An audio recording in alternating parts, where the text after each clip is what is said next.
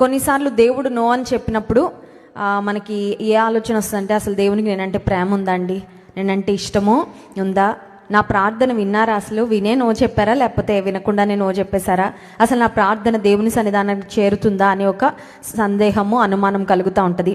No అనేది మనకి ఇష్టం లేని జవాబు, కానీ దేవుడు ప్రార్థనకు నో చెప్తారు when he has something better.